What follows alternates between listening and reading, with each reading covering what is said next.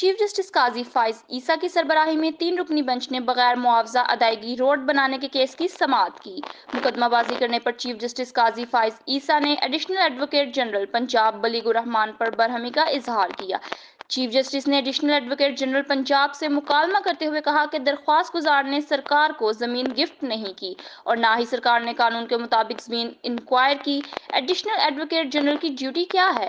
کیسے اس طرح فضول درخواست دائر کی؟ ایسے فضول مقدمے کی درخواست آپ نے سپریم کورٹ میں کیوں دائر کی؟ چیف جسٹس نے ریمارکس دیے کہ سرکار نے کسی کی زمین پر بغیر اخراجات اور معاوضہ روڈ کیسے بنایا؟ ہمارا کام یہ رہ گیا ہے کہ ہم ایڈوکیٹ جنرلز کو آئین پڑھاتے رہیں، کیوں نہ ایسے فضول مقدمہ بازی کے لیے آپ پر جرمانے لگائیں۔ حقیقی مقدمات سائیڈ لائن کر کے فضول اور غلط مقدمات فائل کیے جاتے ہیں۔ فضول مقدمات فائل کر کے عوامی مسائل کے ساتھ ساتھ عدالتی وقت کا ضیاع کیا جا رہا ہے۔ سپریم کورٹ نے 9 مرلہ زمین پر مالک کو بغیر معاوضہ ادائیگی روڈ بنانے پر حکومت پنجاب پر 10 لاکھ روپے جرمانہ کر دیا اور ہدایت کی کہ جرمانے کی رقم بھی زمین مالک کو ادا کی جائے۔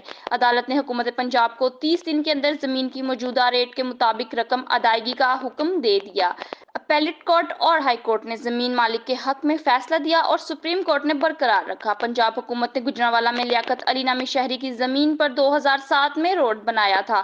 دوسری طرف سپرنٹنڈنٹ اڈیالہ جیل کے خلاف توہین عدالت کی درخواست پر سماعت خصوصی عدالت کے جج ابو الحسنات ذوالقرنین نے کی۔